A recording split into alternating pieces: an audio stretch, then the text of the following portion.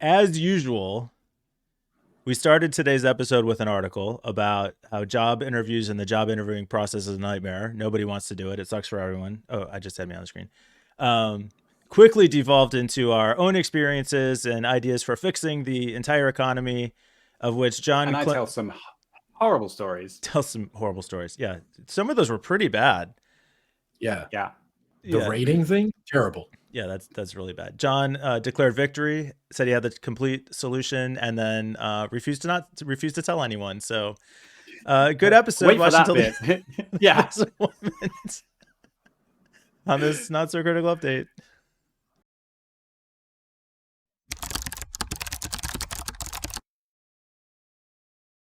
Are we gonna have to fight about quiet quitting again? No, listen, this is pretty clear, right? We all agree that job interviews suck, and Sure. they're just the problem with job interviews is that they can't possibly be accurate. You can't accurately predict whether someone's going to be a good employee based on a few chats. That's why the employers want to draw out the process and get so in depth and try to see work samples and multiple rounds of interviews and talk to our entire team and all those things. That's the reason. But they're not going to get any more accurate. I think my solution to this is kind of a bit more of a pain in the ass for the employers, but it's hire someone on a proper probationary basis. Find out what they're like. Go slowly. Yeah, but that kind of fucks the employee. Yeah, especially your job switch. I've been to switch jobs, and you know what? Most companies, when they hire young / entry level employees, they'll put them on a 90-day probationary period. Right. Where any reason you're just out, and that totally punishes the employee. They make a mistake. Have an interview process as well, but it's the same as there's so many parallels. I'm saying with the interview process, they already do this, Peter, in America. Right. This is industry standard is to put a 90-day thing on it. Standard everywhere, as far as I know. But it's harder. It's harder to be let go in Europe than it is in America. Not in America. Period. I see. So I totally get that you need, not only as an employee, but as an employer, you need to feel it out. Here's the power dynamic difference. As an employee, my livelihood is on the line if I get let go. Okay? So even though I'm unhappy, I can't just up and quit because I got rent, I got kids, I got bills, I got food, I got debt, whatever. Especially if an alternative is a probationary period at the whim of somebody who didn't thoroughly vet me and who I didn't thoroughly vet. So as an employer, I lose productivity for a quarter. That's the difference. And that's why it's so bad. These at-will employments in America, the only people who benefit, the only entity who benefits is corporate America. The employee never benefits from at-will. Just walks away from a job. Just like you never walk away from a job. You give 2 to 4 weeks, and when they want to let you go, they give you 1 minute. Yeah. If that. You've already been turned off from Slack and email and exactly. Hey, my access card doesn't work at the building. What's going on? Yeah.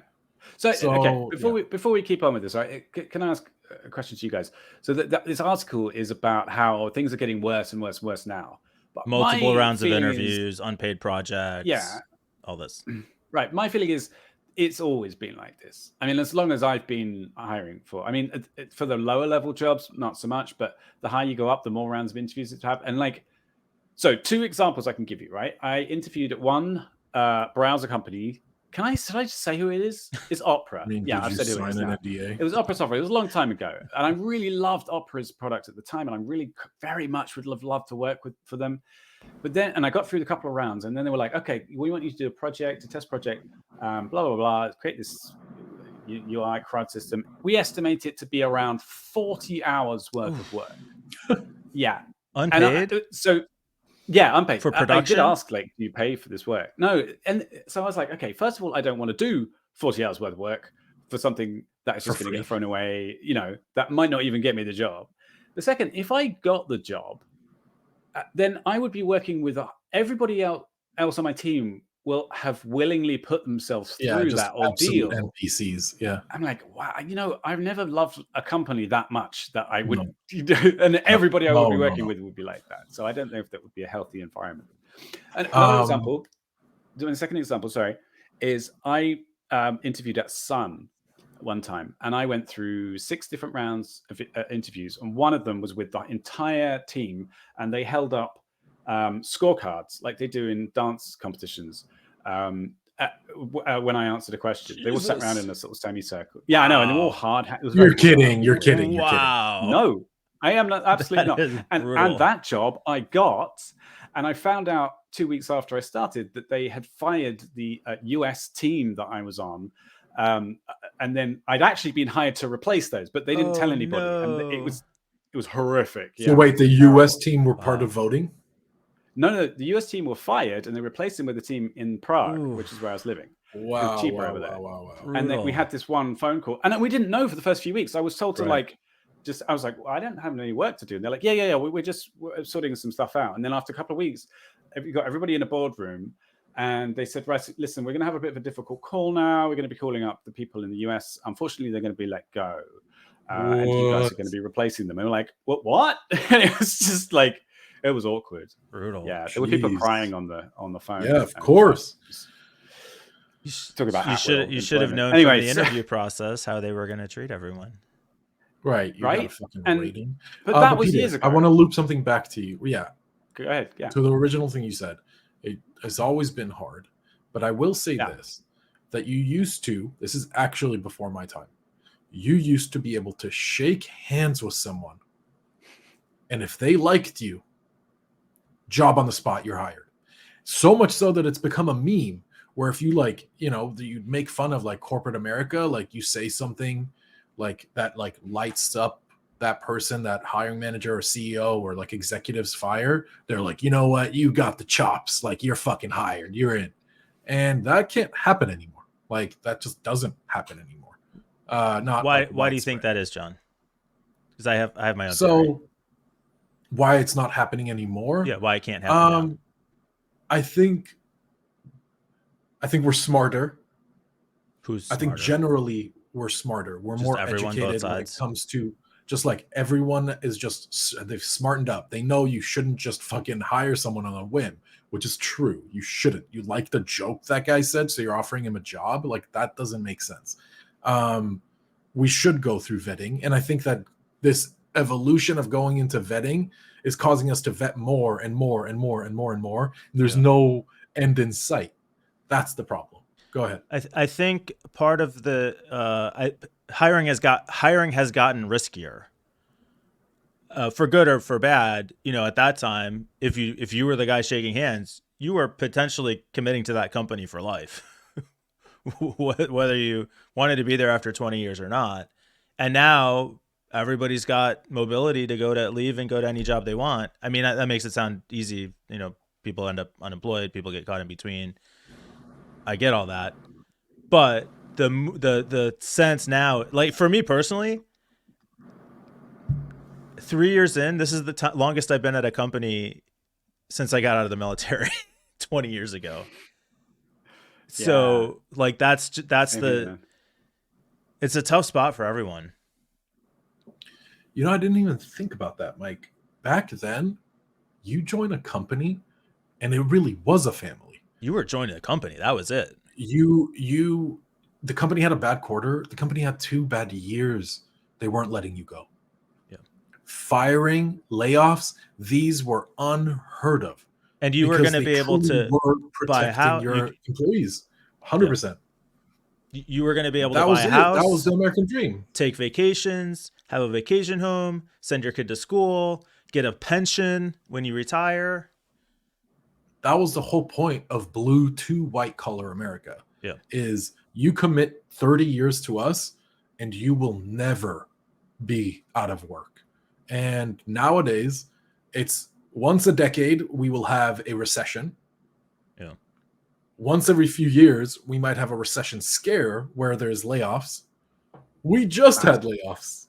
Yeah. We just had this. And there's the other side of it. So I saw a thing on Twitter the other day where somebody pointed out the rate at which all these mega corporations had grown, and like they have quintupled in size in the last like 7 years or something. So yeah, it kind of makes sense that they're going to lay off 10% of their employees now. You know, it's not that big a surprise. They were growing too fast.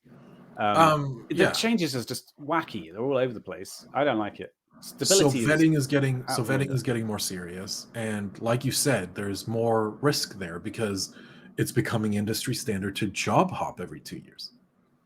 The other thing I think about these like 10-round interview processes is again, it reminds me of the opera thing. Like, if you get the job, everybody else who's got the job also went through all that shit, and then they decided that was okay. They were willing to put up with it. Yeah. You know, so what does it say about your colleagues, right? You know, yeah, it's a tough spot. It's like the people left at Twitter, or all the people who are going to get their visa revoked, or just desperate for a job for some reason. You know, they're not there because they love the environment. They're there because they have to be. In the article, one of the people said, "It doesn't take 20 dates to decide if you like somebody." Well, yeah, it might take 20 dates before you decide you want to marry somebody. Right. So I kind of get that you want to be as sure as you can be about hiring somebody, but at the same time, the only people winning in today's economy are the corporations. It's not like this leads to better employment opportunities for the workers. It just mitigates the risk for the corporations who are profiting beyond belief, regardless of pandemic, economic crashes. The market just keeps going up and up and up and up. They keep getting richer and richer and richer, and we keep getting called back for 10 rounds of interviews and left hanging. There is a problem when there's a term for this, and it's called interview fatigue. When you have interview fatigue, when something has been coined, there's a problem. Is that quiet interviewing? Rage interviewing? Well, it's like burnout, but for interviews, you can't say the same thing for the 100th time, because again, all of them are asking the same robot questions. It's like, oh my God, tell us a story about when you failed. Tell us a story about when you succeeded. Why do you want to leave your company? Just even the pre-interview stuff of like, you send them your CV, they send you back a questionnaire to fill out, which just asks you the questions on your CV. Then you get the phone screening, which is where they ask you questions which you've just sent them and then filled out again in a form, and then just like robot answer. Yeah. Then maybe if that recruiter is in a good mood that day, they forward your resume to the hiring manager. The hiring manager gets an interview scheduled. Then they ask you the same exact questions and plus technical questions. And then they pass you to another person who asks you the same questions. Yeah, and it doesn't end. It does not end. But I just like talking to people. Okay, well, I don't like repeating myself. So what? Mike said he likes talking to people, and I said I don't like repeating myself. Okay, right into it, John. I thought he was going to do it again. It's a setup. I might have done, but it was funny enough the first time. Do you know the best interview? The best hiring technique I ever heard was a guy who took all the stack of CVs that were on his desk. He threw them up in the air, and he sort of knocked one out of the way.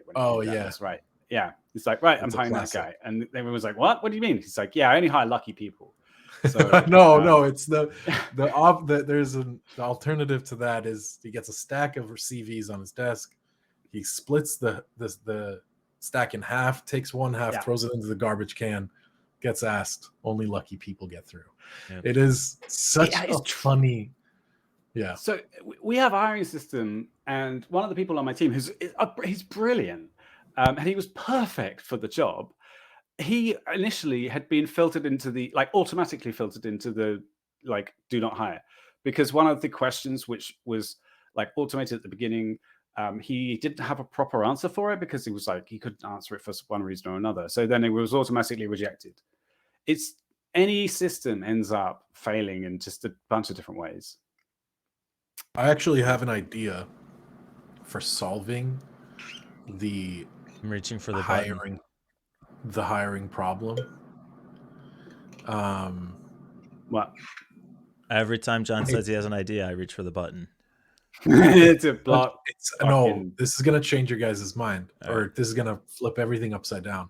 It's actually such a good idea that I will not say it on the air. I will tell you guys off the air. All right.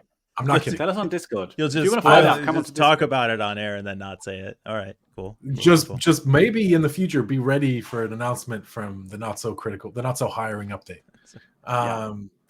You never know, but Just like this is something talking about what you're not going to talk about makes for great talk show material. But I'll tell you why. Not why I'm not going to talk about it. That I've already explained. It's too good of an idea. Someone's going to steal it. I will talk about how I was driven to this point of trying to solve this problem from all of these shit experiences when looking for a new job. When the industry standard is that I have to shotgun style CVs because I get just filtered out because I don't match the criteria of the systems, as Peter said. Like, the system's broken. Is your idea Marshall Brain's Mana, where one central system does all the hiring for every company on the planet? Oh my God, I love that book so much. I'm so happy I got to meet Marshall Brain. God, what a man. Absolutely true. If you're watching, Marshall, still love your books. Yeah, still absolutely. a huge fan. Big fans. All right, we're going to wrap this up. Been at it for 15, 16 minutes now. See everyone tomorrow.